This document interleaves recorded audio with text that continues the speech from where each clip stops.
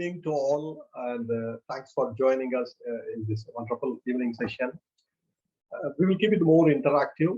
It's more about cybersecurity challenges as it poses challenges to the organization, to individuals, to the worldwide corporates, governments.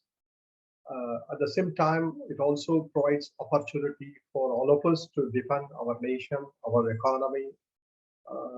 The threat is real.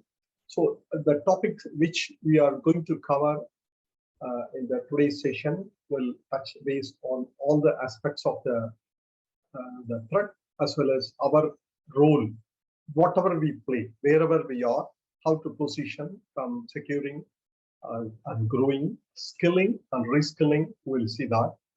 Before that, just a brief about me.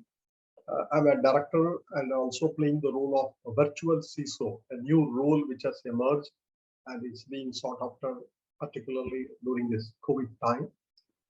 Faculty advisor to Garranto Academy. I'm also playing the role of independent director, data bank for the Ministry of Corporate Affairs, Government of India. There is an initiative for the independent director to play play the role of the governance. Apart from that, Garranto Academy is already a partner with ISACA, one of the leading educational institution worldwide. They are pioneer in system audit, ISACA US. I myself accredited for taking their internationally accredited exams like CISA exam, CISM exam, CGIT exam. These are some of the exams which are very well known in the industry, cybersecurity threat management industry. Apart from that, I had the opportunity to work for within the country, outside the country, in banking, software industry, multinational banks. Had the opportunity to play the role of the Chief Information Security Officer. So what we have kept for this session, which is more of eye-opener, which course should I do, which curriculum I should pursue in case of transition or in case of upgrading, upskilling. So we have kept a very brief thing about the information security, what it means, what does it convey, how it has transformed over a period of time. The threats, the cyber threats, they are real. The threats that are real will share some of the flavor, not actual threats, but how it impacts all the society, all the industry, all the countries. The emerging trends makes much more relevant for all of us to continuously learn any subject, particularly the emerging technology and the risk associated with the emerging technology, and particularly on the cybersecurity threat management. We'll see career opportunity, the very purpose of this session, to open up our mind for the various career opportunity, particularly it offers in Singapore, various initiatives of the government, the strategy of the government, which facilitates learning on the cybersecurity, equipping ourselves. Some of the certificates from a skill point of view, certification point of view, upskilling point of view, we'll share with you. And also we'll share some of the training program which is offered through Garranto. We'll have an open session for all of us to discuss anything in the interest of our career prospects and growth. Well, this term, information security, of course, all of us will be aware of it. So to put it, is it IT security? That's what most of the people, whenever they say information security means, they'll talk about IT security. So IT will take care of it. Or is it information security, as many organizations call it, information security officer role? There were time BUSO role, business unit information security, or it is a part of enterprise risk management, or it's a part of a separate CISO office. So IT security, information security, there is a term also doing the round, cyber security. recently, or maybe quite some time for the last 5 to 10 years? Are they same? Are they different? Very recent origin is the term OT security, the Industrial Control System, ICS, operational technology, the OT, operational technology security. This term also has emerged of late, and a lot of professionals, a lot of skills, a lot of resourcing requirement comes in this discipline across the globe, even within the Singapore. The term data privacy has emerged more from compliance, more from protection of fundamental right, the rights of an individual, right of every nationality. So this data privacy, is it one and the same as security, or is it different? So with that backdrop, we'll get into the further. To me, the term, whether it is IT security, information security, cyber security, or ICS, or is it data privacy, it means securing the assets, securing the information assets which has a value to the organization. Information asset, the one which has off or on the balance sheet of the organization, the information, maybe a software, maybe a hardware, maybe a services asset, maybe the facility, infrastructure, whichever contributes, creates a value. Organization exists for value creation to their stakeholders. If information can create a value, definitely it becomes an asset. Today, most of the organization, whether it is an Amazon, whether it's a Google, large players, they all work under the information. For them, information is a lifeline. Facebook, LinkedIn, whichever we look at it. So when it comes to information security, anything which has a value to the organization, which has any form, software form, a digital form, hardware, hard copy, non-digital form, which has a value to the organization, from confidentiality, integrity, availability, it needs to be protected. So if we can take care of it, we are taking care of the information security. The operational technology, the technology which is used in industrial establishment, particularly a power plant, a nuclear plant, or oil energy sector, where systems are used to monitor, measure, or manage environment, are also prone for attack, prone for vulnerability, prone for exploitation. It has happened in many places. So a new discipline has emerged, and people who come from that background, manufacturing and other large scale production environment, they have an opportunity to explore their growth. Data privacy from, say, Singapore Personal Data Protection Act, or from a GDPR perspective, every organization, when they process any personal data of an individual, need to ensure that they are protected by putting in place appropriate information security management program. Some of the threats that were impacting across the globe, we all aware of the recent attacks like Colonial Pipeline, KCR retail store attack, the supply chain attack, Microsoft attack, or it could be Qatar National Bank, Sony, or Singapore Health Services. You name anything, one time or other, many organizations have passed through many attacks. This one from the IT Governance Institute, the statistics for the period, the 2021, just concluded financial year. On a quarterly basis, I try to compile it. It is in the public domain. They publish it on a monthly basis, quarterly basis, even annual basis also they publish it, which are reported to them, the itgovernance.co.uk blog site. If you see average, there are about 300 incidents, 300 to 350 incidents per quarter, maybe 100 to 80 to 100 per month. The number of data breaches, the records which are breached, during these incidents are quite alarming. Early it was over the period of the COVID time, 2020 and first quarter of 2021, it was 3,422 million records. And the last quarter is around 494 million records. It is not an exact unique record. It could be a multiple count duplicate record also. But what it means is, from a report from IBM Security, IBM along with 21 independent research institute, security institute, they have done a survey and published, every year they publish the cost of a data breach.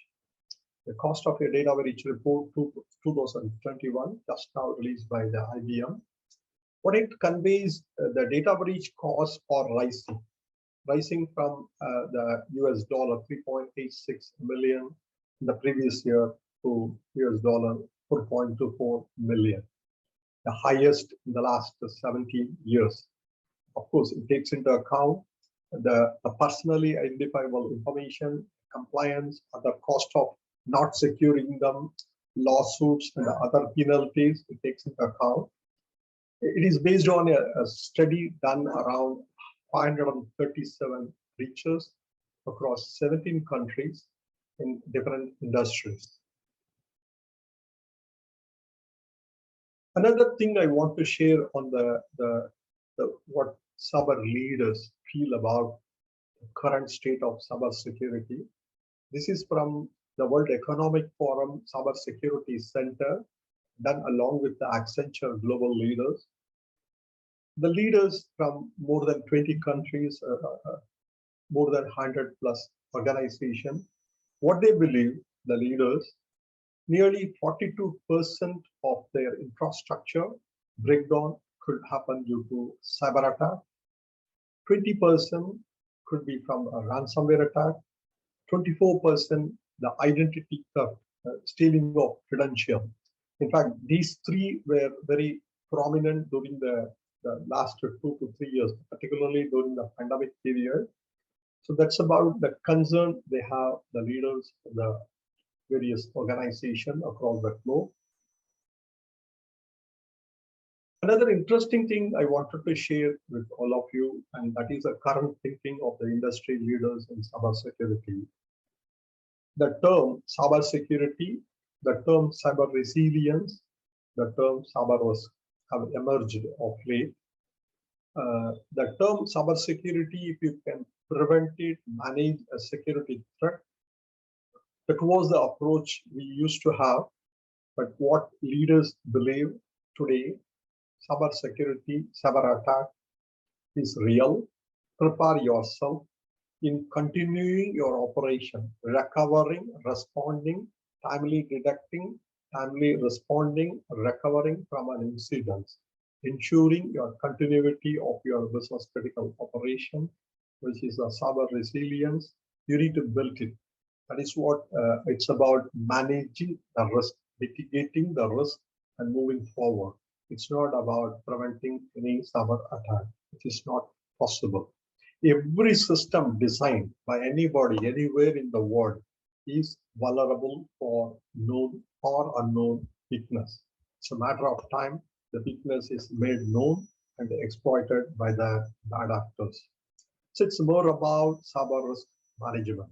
So this is a very important message from this World Economic Forum's report. You can look at it, done along with the Accenture global leader. So what is happening on the technology domain over a period of time? We are all passing through what we call as a fourth industrial revolution. If you can say the first revolution, industrial revolution, started with water and steam engine, early 18th century. The second used the electric power, the motorized way of producing things, manufacturing industries, around 1830 to 1950. The third generation, or the third industrial revolution, with the advent of chips, microchips, integrated chips, the computers, internet, PCs, servers, That's what we all saw. And now we are all passing through the fourth industrial revolution, digital revolution, digital transformation, digitalization. So as much as possible, whatever we do is getting digitized. It is characterized by a fusion of technology that is blurring the lines between the physical world, the digital, and the biological spheres. So you can take a snapshot of a place through a drone or some camera, send it across, process it, and then that's how it happens today. So what does it mean to us? So digital age, digital transformation, digitization, emerging technology. So that is a welcome one. And we don't have a choice to even say no to that. But that is not the point. The point here, what we all need to know is that the emerging risk, the new surface of attack, the new way of attacking an environment. So it could be in the form of identity theft, which is a stealing of the credential, which was there, but now with the more and more footprints, more edge devices, anything can be connected into a network, whether it's an IoT or a camera or anything, any device, any intelligent device in a network could be a point of compromise.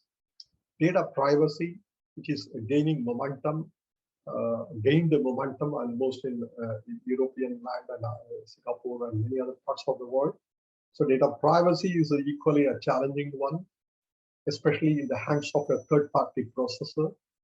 Data integrity.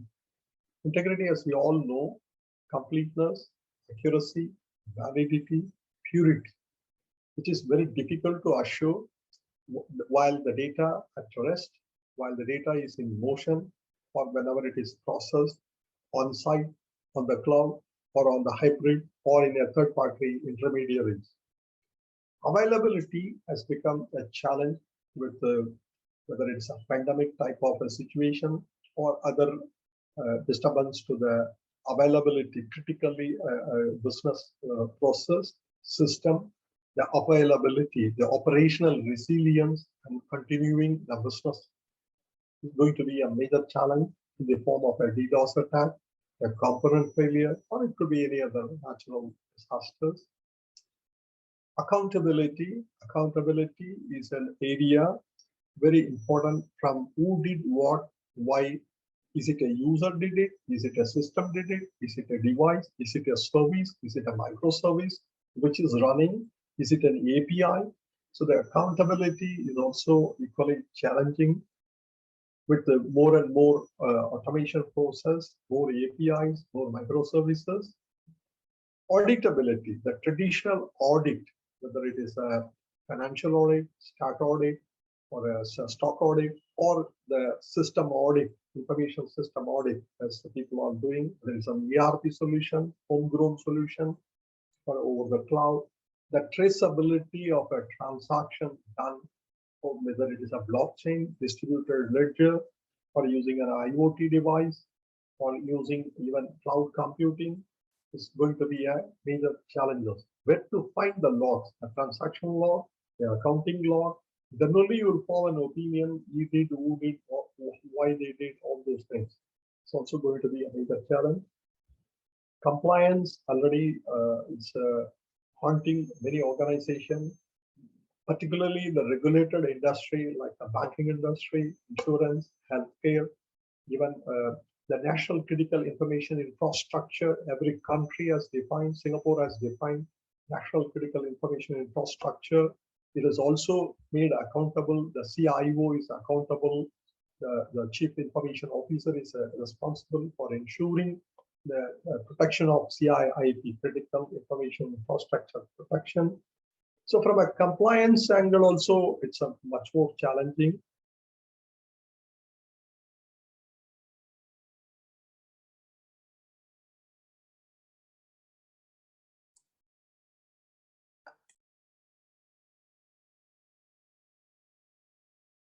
Hello. Hello. Yep. Hello. Are you able to hear me? Yeah, now we can We hear. can hear you. Oh, Yes, we sorry. can hear now. Oh, I missed it. Any for the benefit of others, just if you don't mind, I'll rewind it few minutes. Is it okay? Yeah, yes, please. Yeah. Didn't realize it was.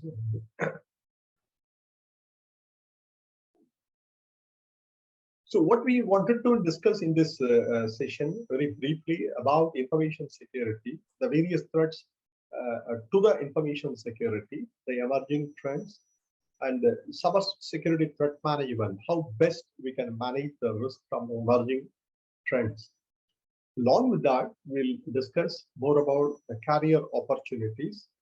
The career opportunities also calls for a continuous reskilling, upskilling of our talents, knowledge, expertise in various areas, but also we'll share. We will have an open session. What I wanted to share in this information security, the term information security, earlier it was used like IT security. Even in some organization, traditional organization, they believe information security is an integral part of a IT related domain, IT security. Then it emerged from IT to non-IT area, like it comes under information risk management, enterprise risk management, CISO office. Then the term came as information security. Of late, recently, 5 to 10 years, I can say, the term cyber security has gained a lot of momentum, particularly the cyber threat management, particularly the infrastructure related, particularly the digitalized attack on a digital infrastructure or a digital part. It is treated as a cyber attack or a cyber security management. Of late, the one area which is gained momentum is the industrial control system, ICS, operational technology security, the system which are used to manage manufacturing or a power sector, which is automated, the operational part of it. That is also prone for a lot of attack. Of late, many organizations had challenges. So ICS has emerged as another area which is looking for people who are specialized in this area, particularly from a physical safety, environmental safety point of view. Same kind of vulnerability, whichever happens, but securing this environment from a human asset, from the environmental asset point of view. Data privacy is the area which is gained momentum. Almost all the countries have their own act. Singapore Personal Data Protection Act, the GDPR, the European Union General Data Protection Regulation, California Consumer Protection Act. So many such data protection from the individual citizens' point of view. There is a data privacy expectation. In short, information security stands for anything which has a value to the organization is an information asset. Anything in the form of digital or non-digital, on the balance sheet, off the balance sheet, which has an impact to the organization from any compromise on confidentiality, the disclosure of such information may have any adverse effect. Integrity means the purity, completeness, validity, accuracy of that information. The reliability of the information system affects the organization. Then the integrity comes into picture. And third and most important being the availability element of the information asset. There is a software asset, there is a hardware asset, there are people asset, services asset, also impacts the information security. This statistics I shared to give you a feel of how the data breaches continue to happen. And this is from the UK itgovernance.co.uk blog website. They publish it on a quarterly basis, a monthly basis.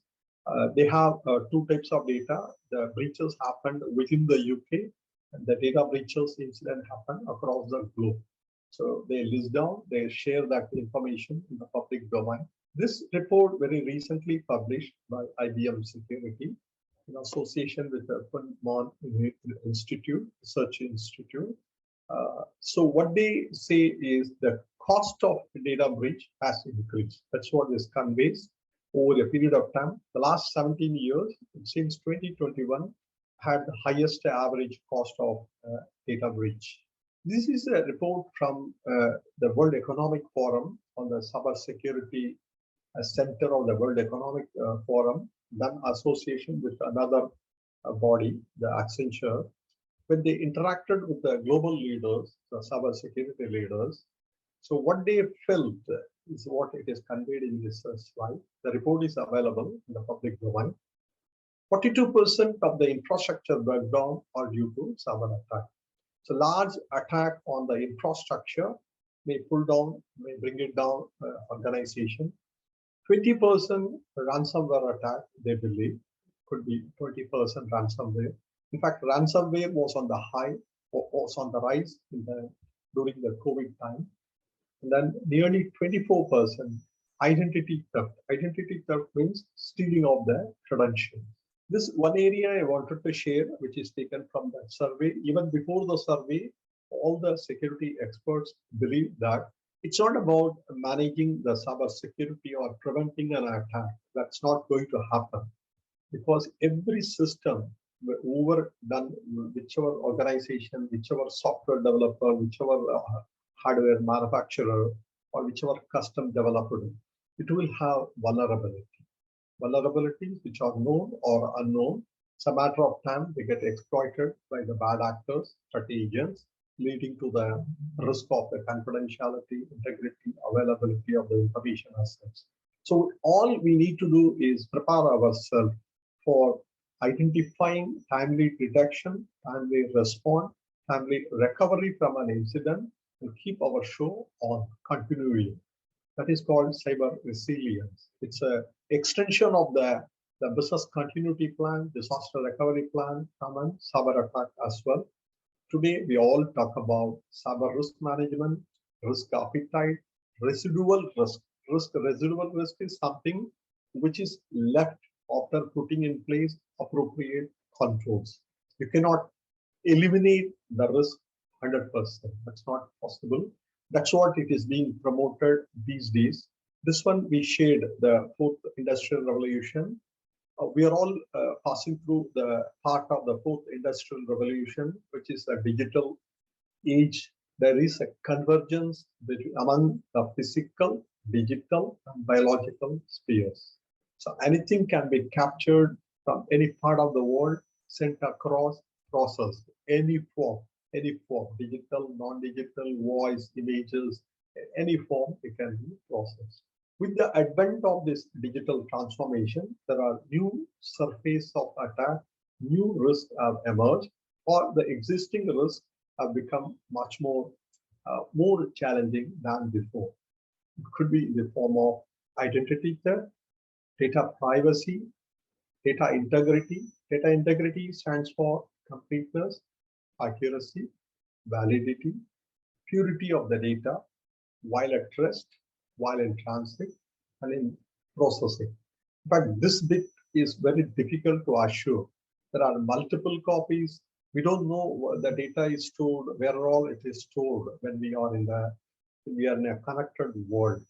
When we use multiple devices, when we sync seamlessly our interfaces, mobile interfaces.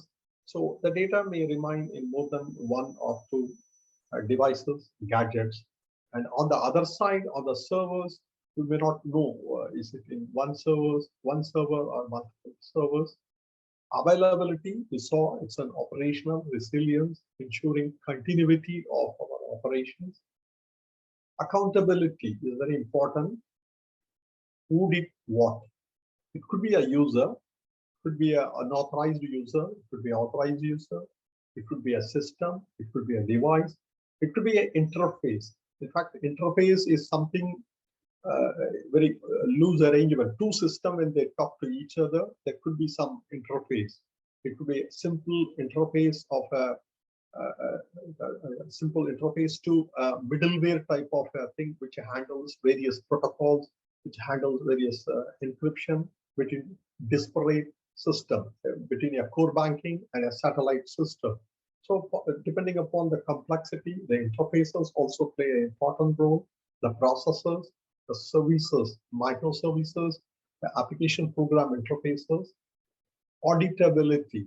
Audit is as one of the oldest function, whether it's a financial assurance or it's a stock audit or it is a system assurance. From a system audit point of view, the traceability of a transaction, whether it's a mobile banking or open banking or blockchain, the distributed ledger transaction, the auditability is also posing a challenge.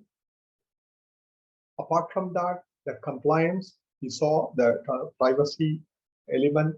Apart from that, the regulated industry, whether it's a banking, whether it's a insurance, whether it's a healthcare, all this in regulated industries, even otherwise from a national critical information infrastructure definition point of view, Singapore has defined many industries falling under CIIP, critical information infrastructure protection.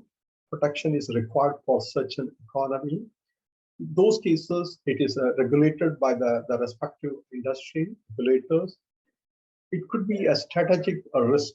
Strategic risk, for example, we are all excited about this cloud adoption, cloud first. In fact, today everybody talks about cloud. The point here is when we go, whether it's a Google cloud or is it Azure cloud or is it Amazon cloud or it could be a third-party cloud, we all need to know that there is a possibility we get a vendor lock-in, you get stuck with a particular solution or a particular vendor, and it's not easy to migrate or shift to another product or a platform if due diligence are not done properly. So it could be a strategic risk. The greatest challenge, particularly from what we discussed today, from a skills and knowledge perspective, it's going to be a shortage of skilled and knowledgeable resources. Already a lot of shortages being reported in many disciplines, whether it is an artificial intelligence or a machine learning or distributed ledger, or even in the cloud computing, cyber security, risk management, the software development area, the DevOps area. The skills and knowledge shortage is a reality. The overall controls, the environmental control, the traditional data center housed on a first floor or a second floor with a lot of physical access control, CCTV, the other things is going to be challenged in a hybrid model, in a distributed model. So I think environmental control already challenged on many counts. So let us understand, is it really possible to manage a cyber attack? Whether it is a cyber security prevention or cyber security operational resilience or managing the residual risk, is it really possible? Is it every day we keep hearing the data shows its attacks are there? That question is answered by this one. Mithya.org has published what you call as a cyber attack life cycle based on their studies, particularly the advanced persistent threat, the threat which are persistent till they get what they want. It is called APT attack, advanced persistent threat. In fact, larger organization, when they get attacked, it is an APT type of an attack done by organized crime, sponsored by a certain nation or a organized groups across the globe. They may sit anywhere, any part of the world. The point here is there are 7 distinct stages. The left side of the attack, if I can call it, is in the public domain, which is reconnaissance, weaponize, deliver. This is the hands of the hacker, the bad guy, who does it from the publicly available information about an organization. In fact, he carefully selects his or her victim, target victim. So there is an element of effort goes in collecting the information, reconnaissance, and then weaponizing the attack, and then delivering. You can't do much about it. The other side, the left side of the right side of the attack, if I can call it that, once the environment, the target victim's environment is delivered by the payload or a weaponized attack. So the exploitation happens within our environment. In our case, if it is we are the victim of an attack, it happens within our environment. In that case, the exploitation takes a control, command and control, we call it CQC, it takes a control of our environment, executes whatever it is intended to be. Maybe stealing the credential, maybe a lateral movement, maybe exfiltration, copy your data, send it across. That is also possible. Or it can do encryption of your files, folder, directory, possible, which is a ransomware attack. So it executes and remains undetected quite some time. So this is about the cyber attack life cycle. Meter.org is there. It is there in the public domain also. So what has developed, what has been the experts have done on this subject is there is a term called cyber kill chain. The cyber kill chain is a framework. The term is used in US military as a strategic part. It's a part of intelligence-driven defense mechanism whereby you can identify and prevent an attack, a cyber intrusion activity. The model identifies the various stages, the 7 stages. If you can identify the stages of the attack at any stage, if you can stop it, definitely you can kill the chain of the cyber attack. That is the principle of a cyber defense. So all of us, we from the cyber security professional, we believe cyber attack can be timely detected, analyzed, the responded, recovered, and then we can manage our residual risk to an organization. Along with that, what I stated just now, there is a new area, very recent origin, the term red team, blue team, purple team. Of course, there are some orange, yellow like that, but largely we'll confine our discussion to red team, blue team, purple team. The term red team means if an attacker can attack our environment, attacks from a vulnerability, known weakness in the system, why not we develop a people competency in our own environment who does proactively in my environment doing that hacking. So it's a penetration testing. It is an ethical hacking, the way a hacker would have done it with the tools and techniques. So same thing, I'll do it in my environment. So we need a people who can read the minds of the similar attacker, bad actors. So that team is called red team exercise. And then there is another team which does the defense. So the blue team, which is a typical defense team, which sharpens their defense arsenal, whether it's a monitoring or responding or tightening, maybe a firewall, maybe an IPS, maybe their web application firewall, or event log monitoring. Whatever they do, they will do that endpoint security, network security. So they can do that from a defense point of view. Now there is another team called purple team. And normally red and blue, from a knowledge perspective, one is offensive, another is a defensive. They may not work together. Ideally, they should not work together. So in order to leverage their skills, competency, and get the best out of them, there is another team called purple team, which is more of a liaison, coordinating between these two teams and sharpen their skills by giving more tasks, by making it happen, exploiting as well as defending. That team is called purple team. So this concept has already gained a momentum. A lot of people are required in this discipline. So this is one area which has gained a lot of momentum. With that backdrop, let us see what is the career opportunity for every one of us over on this forum. Every one of us, they have opportunity to learn, move forward, This is from the Cybersecurity Agency of Singapore. The strategy of Singapore it believes in building a resilient infrastructure, particularly from a cyber threat attack, cyber threat defense point of view. We need to have a reliable, resilient infrastructure, and then please enable the safer cyberspace by creating a cleaner and a healthier digital environment.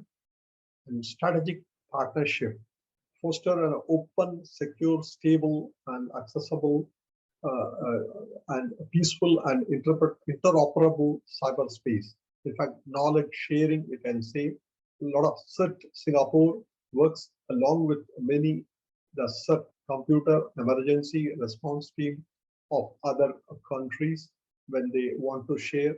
In fact, threat intelligence, intelligence sharing has become a norm today in order to position ourselves from any attack. To develop a vibrant cyber security ecosystem, which is a foundational enabler to reach that strategic goal. And above all these things, we need to have a robust cyber talent pipeline. The people, it is the people who can make it or break it. So it believes, Singapore strategy believes in developing, building a reliable cyber talented cyber security professional in order to face this challenge. If you look at it, the opportunity of a career, the skill force future, a lot of positions, a lot of roles have been defined. As simple like a security analyst, it is there in the public domain. You can look at it. Security analyst, a lower level position, but it's not lower level from a responsibility point of view. It is a security analyst, a researcher who does a lot of analytics based on the information available within and outside. It could be cyber risk analyst. The risk management, cyber risk management becomes an integral part of a cyber security threat management program. Cyber risk analyst, a slightly elevated role with a experience, with a more maturity. Cyber risk manager, one can play that role. Vulnerability assessment, then assessing the vulnerability. The threat hunting, there is an area which has also gained a lot of momentum, is a threat hunting. So threat hunting, normally people look for what is known. Here, threat hunting, they expect even manually searching for any unknown weakness in the environment, which is a much more specialized skill. Again, comes under vulnerability assessment. You can use a tool techniques, penetration testing, exploiting the vulnerabilities to prove a point, proof of concept, to show that some weakness or no weakness in the environment. It could be at the level of application, infrastructure, database. It could be anything. The higher position also, the managerial role also possible. Security operation analyst. It's a new area which has emerged, is the cyber security operations center, the cyber fusion center, which is nearly, to me, 25 to 30% of the cyber security management program. The security operation manager, who is managing a team of L1, L2 type of security operation analyst, who do normally the monitoring, cybersecurity threat monitoring using SIM solution, SIEM solution. Forensic is always drawn attention. The equivalent of any fraud or any online fraud or any unusual incidents can also be probed, investigated using digital forensic. So more and more people are required in the digital forensic. It could be investigation manager, or it could be a simple incident investigator, which is there again integral part of the cyber security operations center incident management program. It could be a threat analysis, as I said, threat hunting, threat analysis proactively, which is an integral part of a risk management program also for an organization. They cross what is told in the public domain. They explore, which is not even said. They can even check on a manual basis also any threat to the organization in the form of even a social engineering attack. They can have social engineering in the form of a fake website, fake email, phishing email. They can even do analysis of the environment. Security engineer, security consultant, senior security manager. Security architect is a role which has gained a lot of momentum, but it needs overall some people who have put in good amount of experience in systems, in building a system, understanding the network traffic flow. They could look at a security architect, chief architect. It goes with the digital transformation of any organization. Ultimately, there is a role called Chief Information Security Officer, which is the apex level, a techno-functional role with the value added to the organization, a C-suite level who speaks the language of the business and in the terms of funding, getting sponsored by the top management. So these are some of the areas which has been identified as a skill future in order to position ourselves. What does it require? So what is that we need to do? All of us, irrespective of whatever we are. Some of them I can share with you. ISACA is a body which is a pioneer in system audit. They've been there, to my knowledge, more than 3 to 4 decades. So it was a EDP audit, then became a system audit. They offer curriculum, certification, formal certification program like CISA, CGIT, CISM, CRISC, which is sought after across the globe. In fact, ISACA has an influencing effect on many government bodies, even a private sector. They have a presence across the globe. So this is one area, if you are interested, you can look at it. There is another body which is also US based, easycouncil.org. Their flagship course, if I can call it, is a certified ethical hacker. Over a period of time, EC Council has come out a long way. They offer a number of courses based on the interest of the participant. The recent one which they've launched is the Certified Cloud Security Engineer. In fact, cloud security will continue to dominate the job market as well as opportunity, as well as business growth also. It is a model for a business everywhere.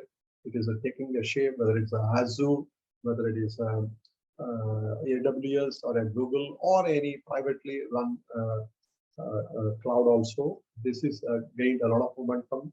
Many courses offered by including a penetration testing, investigator, forensic investigator, like that. Some other course which I feel one can look at it. There is a Security Operations Center analyst from EC Council. No, somebody says, no, I'm a hardcore technical. I believe in penetration testing, offensive, red team type of a thing. Then one can go for OSCP, the Offensive Security Certified Professional, which is a rare breed. It's not easy for everybody to get into that. Particularly the PEN 200, the course, which is a penetration testing. It's a good program. Certified Chief Information Security Officer from EC Council, which is equivalent of the CGIT of the ISACA, or the Blockchain Security Professional from the Blockchain Training Alliance. That is also people who are interested, one can look at it. This Cloud Security Alliance, there is a body which publishes cloud security framework, product neutral, nothing to do with Azure or a Google. It's a solution neutral. So they offer cloud security knowledge, a certification program, a simple, elegant way of understanding the cloud security requirement. Recently, they have tied up with the ISACA and they are offering certificate of cloud auditing knowledge. How you audit a cloud environment in association with the global body, ISACA. This one for people who can afford a good amount of money from SANS.org, the Global Information Assurance Certification Program, GIS certification across various areas, whether from a penetration or from a threat hunting or from a security analyst angle, they have offer near about 20 curriculum certification program, pretty expensive, but well sought after. There is another body, ISC2, the consortium ISC2 offers CISSP, the Certified Information System Security Professional training course, which is a good technical oriented, architecture oriented, deep dive into technical security. GDPR from the IT Governance Institute, the foundation level, practitioner level. There is one data protection officer, DPO as we call it. There is a certification certified by another IBITQ, a German-based body which certifies that courses. Always ISO ISMS lead auditor, ISO ISMS implementer courses are always sought after. There are many more also. What we in Garranto do, we do offer a good amount of cybersecurity courses. We have been doing a lot of training in the past. We have also positioned ourselves. Garranto is an accredited partner of ISACA USA. Currently, we are offering this cybersecurity threat management 2 days online program, which is well known. We also have other advanced level program.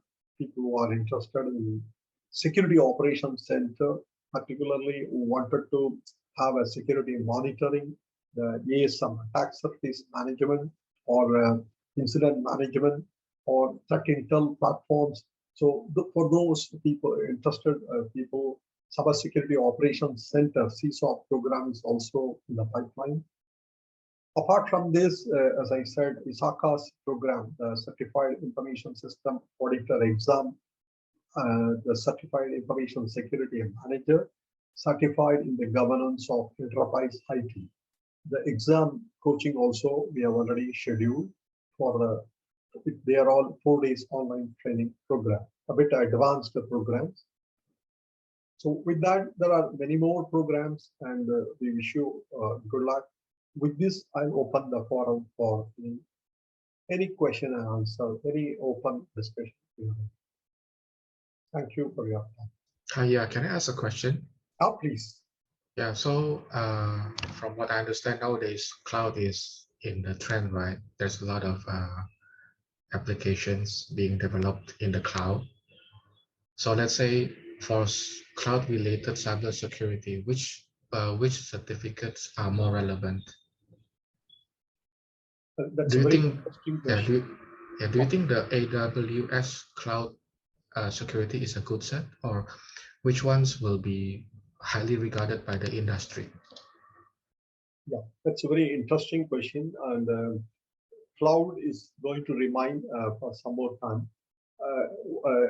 If you divide it into two parts, one more of a generic, not adopting to particular product, whether it's Azure or a Microsoft.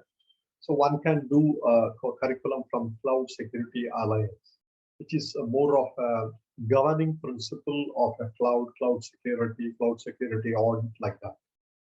On the other side, I would go for going for a solution architect. One should be today strong in building that architecture, especially when we have a combination of a hybrid model, some in the ground, some on the cloud. So one should go for a product from maybe Azure or a Microsoft, maybe from Amazon AWS Cloud, solution architect. And not only that, they go for certificate, they also need to work, really build the various services which are offered. In fact, many don't know that it's only a service. By taking to AWS or Azure, we don't get a security inbuilt. One has to build it, acquire it, procure it as a service, whether it is a IaaS, PaaS, like that.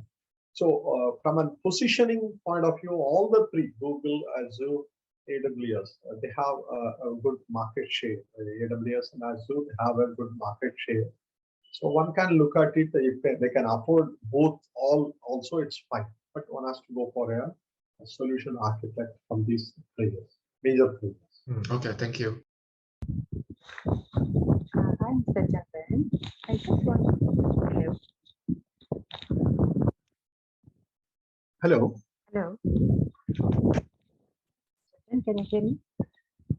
Yes, yes, sir. Yeah. Chandran, from the entry level, I want to know, study about the cyber security. From Garranto, what are the courses available? From there, how to build my knowledge in that. If I gain the entry level, so is there like, if I finish the certificate itself, I'm ready to go work, or is there any internship or some kind of programs is there to join in the field? Yeah, that's very interesting. So from a guarantor point of view, we already offer CSTM, Cyber Security Threat Management, which is above a foundation level. It's more than a foundation level. Generally, people who have spent at least 2 to 3 years in any industry or a good amount of technology domain, so they will be able to absorb it. As far as opportunity to turn them after this 2 days program, may not be easy to get a break, but definitely one can look like a CISA or a CGIT or even CSM or other CSOP type of a program, which is more oriented towards jobs. They are job-oriented curriculum, academic. It's a proven. Once I become a CISA, I'm ready for my system audit. That's what it is proven. There's no extra thing required. Of course, one has to get a experience, get a break, but they will get it. So people who are already on the path of transition, they can align their expertise along with this program depending upon where they are. If they are starting afresh, they are fresh from a college or new to this career, one can look at it from a security operations center type of a profile. Security analyst, security operations center, penetration testing, VAPT, those things will provide them a breakthrough. Immediately, they will be able to make a career start. So for other people, definitely CSTM followed by other programs like suiting their governance or a risk management compliance program, they can look at. Okay. So already I attended the course CSTM, the Cyber Security Threat Management. So after that, what course is available in Garranto to I can just proceed my career to get the certification level? Yeah, we have that cybersecurity operations professional, CISO. Okay. There is a CISA, the ISACA's CISA, 4 days online program, Certified Information System Auditor, this one. Okay. So this is also like how many days? 4 days online course. Yes. Okay. So is this like just enough to get in the field? These certificates are enough to enter the cybersecurity job site? Yeah. They're all into that cyber security threat management function domain. It's a role mapping to the various role which we saw. They will be based on the people's experience, and they will get an opportunity. Okay. Thank you, Mr. Chandran. Thank you. Chandran, can you go back to the ICT slide? Go back again. This one? No, the Singapore skills mapping one. Yeah. So, ma'am, your question related.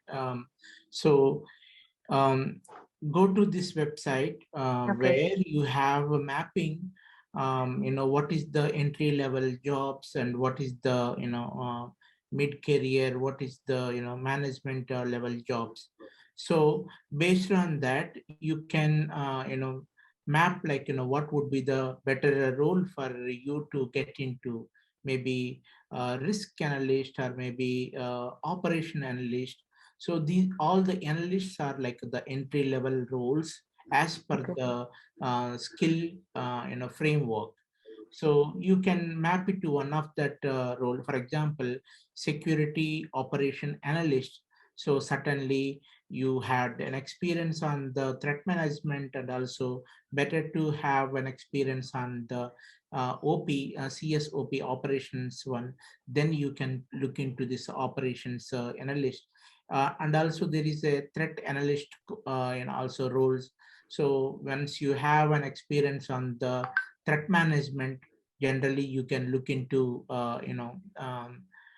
this kind of a roles which is relevant in the market. Okay. Okay, And thank you.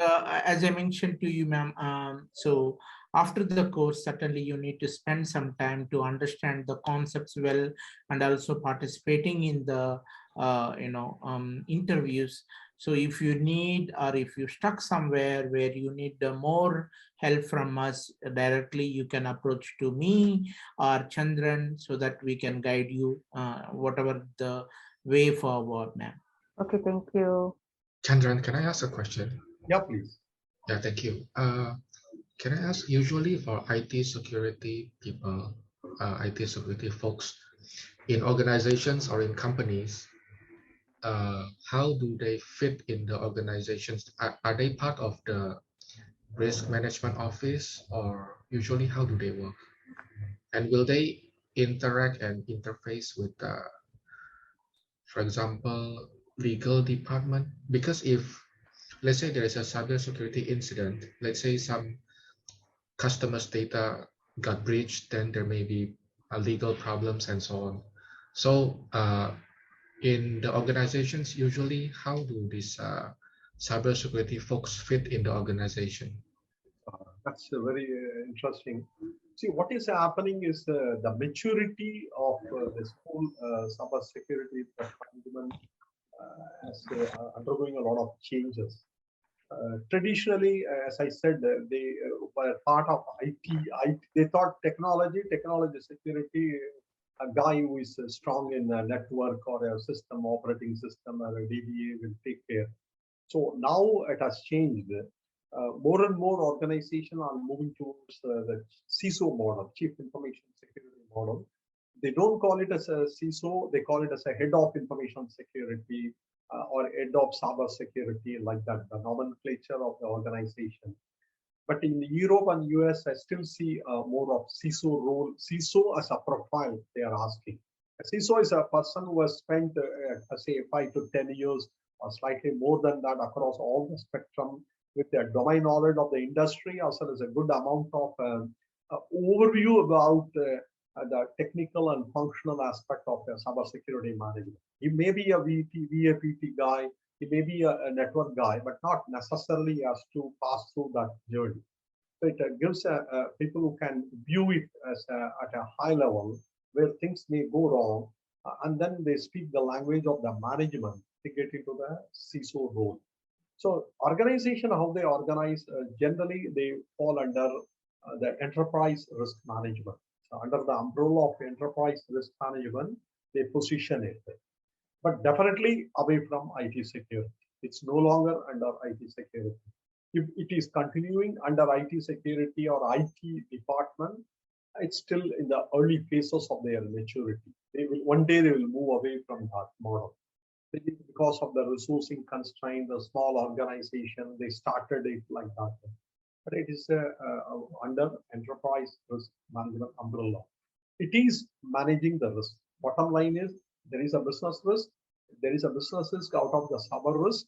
It is comes under the enterprise risk management. There is a risk appetite, risk culture, and manage it based on a technical or administrative or a control they put in place, and then manage it.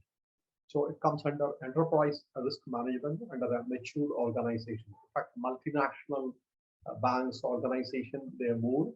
They also have a CISO across the globe. Even they have a presence elsewhere, you will be reporting to a group CISO type of model also separately from IT operation. Okay. Then the CISO reports to CIO or report to some kind of risk the management? model was there. CISO was reporting under CIO, but now they come under separately under CRO, Chief Risk Officer, Enterprise Risk Management. Even some organization they carve out a separate CISO office reporting to number one CEO or deputy head managing director. And being a technology companies leave the traditional one. Nowadays, everybody is digitally transformed. So everybody understand the equally nothing away from the business or a risk. So we can even report into CEO also. If it is a digital, purely a digital player, so you can even report to them. Okay, thank you. Any questions from anyone? Hi, Fakira here. I just want to ask you, okay, probably now I'm planning to switch career. I'm a mid-career switcher, quite interested in the cyber security. So what will be the first step for me in terms of like acquiring skills, reskilling myself? So what will be the first step for myself um, to proceed to this role to become a um, best fit for cybersecurity sector. Thank you. So, what is the role which you are doing right now, ma'am? Or you are just entering into the mid-career? So, Um, depending on that, we can guide you. Okay. Basically, around 13 years, I've been working as an educator and recently working as a e-learning specialist. So it's like designing curriculum plans for MOE schools and then delivering it to the children as well until secondary JC. So one of the track that I've taken is cybersecurity as well, but it's not in depth. It's like probably to give an essence of how the cybersecurity looks like. It's just a helicopter view. That is what I'm doing right now. So since I'm recently reading articles as well as attending these webinars, I'm quite interested to enter this area as well. So that is the reason why I'm asking what will be the first step for me to hop onto this area. Certainly, the cybersecurity threat management course will give you on the overview on various areas.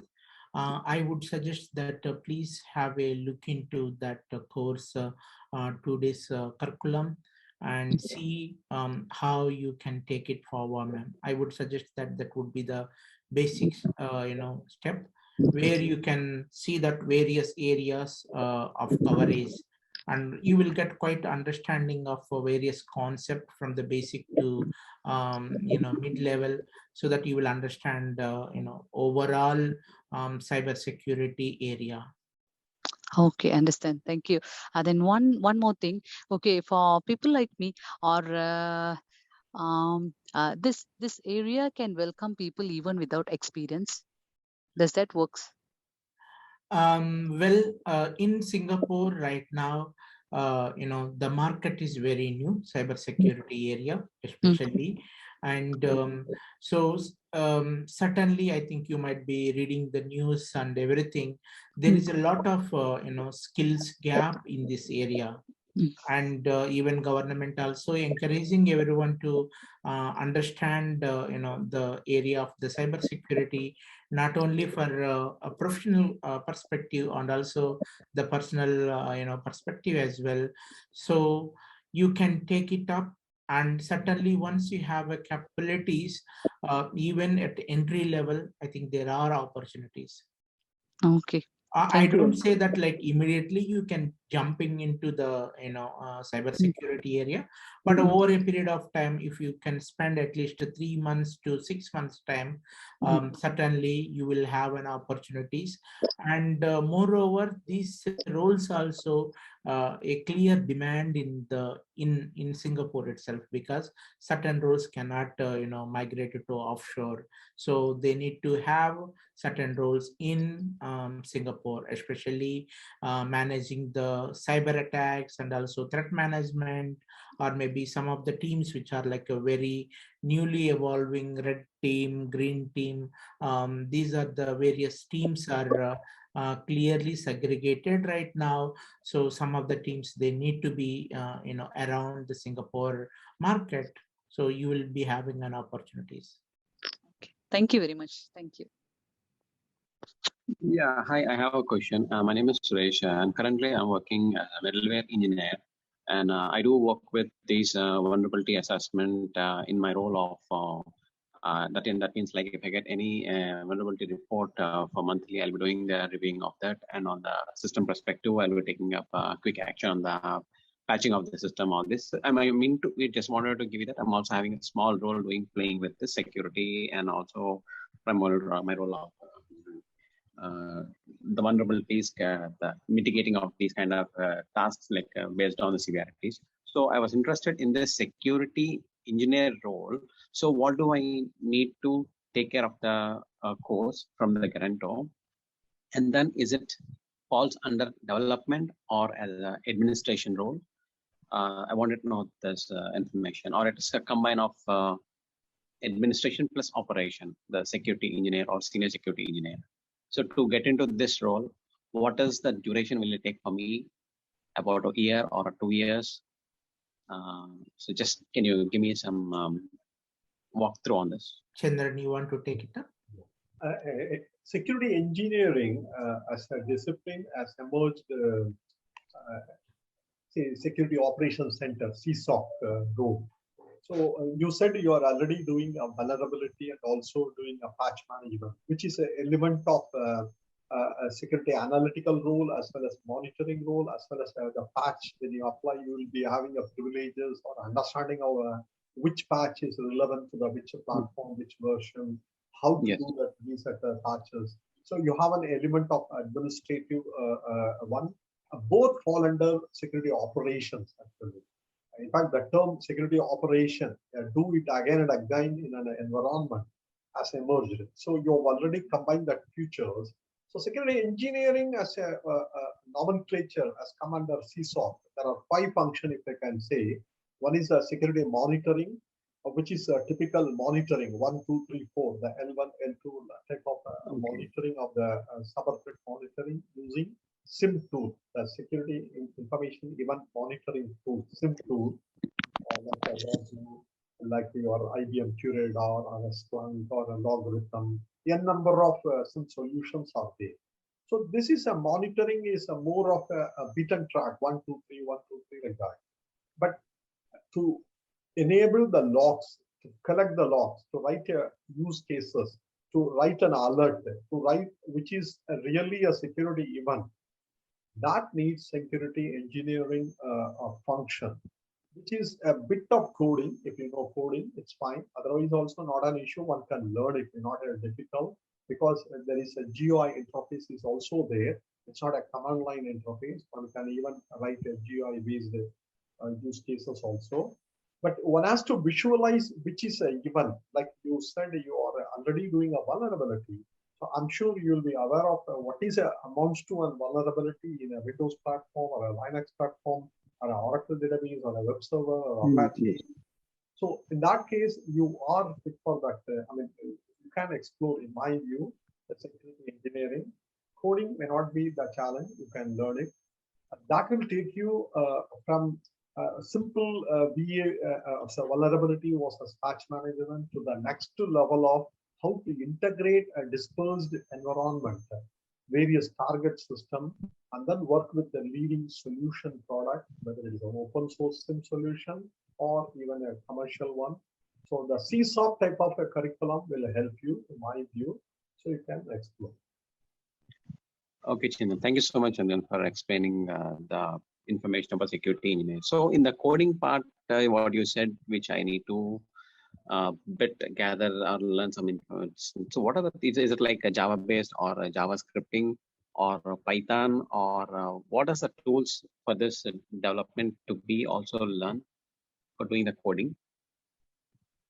I think they have rigid rules like that. There is a native to those platforms. So you can learn it. It's more of the query, combining them, writing them. I don't see any challenges. In fact, we have people who just started from the open source SIM solution, Wazoo, the Elastic Search, and then they built integrated from the scratch, reading the literature, documentation, then they got into that, and they were able to do it successfully. I don't see you need a more programming knowledge of Python or a particular. If you know it's fine, but it is possible to develop a code use case. Okay, Chandran. Thank you so much, Chandran. So I'll contact you offline on this part. Yes. Thank you so much, Chandran. Can I ask a question? Yeah, please. Thank you. How long do you think usually people take to study CISSP exam? CISSP, in fact, I did after I did my CISA and maybe CISM like that. So it's a necessary in a journey of you want to be in this info sector for a quite long time. CISSP is a technical, conceptually heavy, more deep dive into the technical part of it. No, nothing to do with the product, nothing to do with the Windows or Linux or any platform oriented. It's a more involving from a conceptually on a technical side. Otherwise, CISSP is also equally good sought after for a security analyst, a security manager role. You will get it. Let's say a beginner wants to study CISSP and wants to take up the exam. Normally, on average, how long do we need to study the material? Because I heard it's quite difficult, right? Not that sense. Let me share instead of even Fakira was asking educator one your question. I'm a postgraduate in science of 30 years back. So I'm not a technology one, but I served CISO and worked in Big Four consulting and a multinational bank I worked. Just imagine how does it work. So I have done audit of many environment I have done it. I myself audited by some other people. So to me, to answer your question, CISSP is doable. People with a orientation towards exam. You know, one is the exam orientation, another is real skills people who develop, acquire over a period of time. So you can acquire it later, but from an examination point of view, CISSP or CISM, CISA, all can be exams. It is a structured way of preparing oneself and then appearing for it and clearing. It is possible. At least 6 to 8 months, a reasonable bet, a reasonable effort. 6 to 8 months is a good bet to clear this such exam. Sorry, 6 to 8 months. 6 to 8 months. It can be still less if somebody puts more concerted efforts. 4 to 5 months also one can clear. Okay. But at least 6 to 8 months.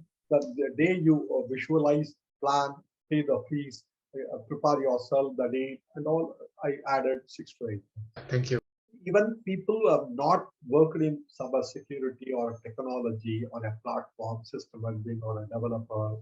So one always have the project management skills or managerial skills, translating this security into a common people, maybe school children, or even cyber women is sought after actually. Not too many players playing the role from women in the cyber security. Maybe they think it is not our area, but a lot of governance, risk, compliance, the program, overall program management, product implementation. There is a role called identity and access control management, which is a tool, which is a product managing the identity and access management. But it needs a vision of a security. Anybody who has that vision can build that, implement that product. Or similarly, GRC tools. There are automated risk management, risk assessment, risk dashboards, which is presented to senior management. Even that GRC tool, metric stream is there. Many tools are there, leading solution. All regulated industry look for a GRC tool. So it's a tool-based knowledge with a security domain interest, aptitude will also take them to a new area. So it's not that one has to necessarily be a system admin or a firewall administrator or a Cisco router administrator or a developer. If he has, that's good. Not also with the overall understanding, one can progress from any stage of their career. Hello, here I got something to add in. Consider about all these experiences. Some of them I mean, all these high flyer like CISSP, all these it doesn't mean you pass the exam, you will get a cert. You need experience. Go and read the requirement. Okay, for CISSP, I think you need 5 years experience. Of course, you can use the bachelor to substitute for 2 years. But another 3 years, you still have to substitute for your working experience. That's why I'm trying to highlight to you. Even for some of the cert, like CISM, CISA, that kind of thing, you still need experience. That's what I'm trying to say. Okay, thanks. Yeah, thank you. That is true. From a certification, getting the certificate, one is exam passing, still that is considered. Many people, they take it, if you're qualified, your results, your credential, that they consider it.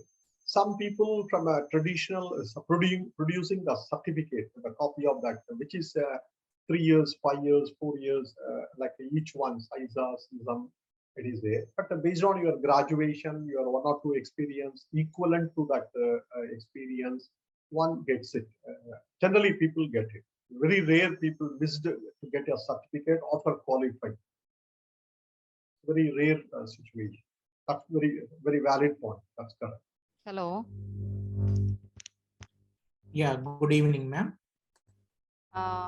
For the entry-level vulnerability assessment and penetration testing analyst, is the threat management course enough?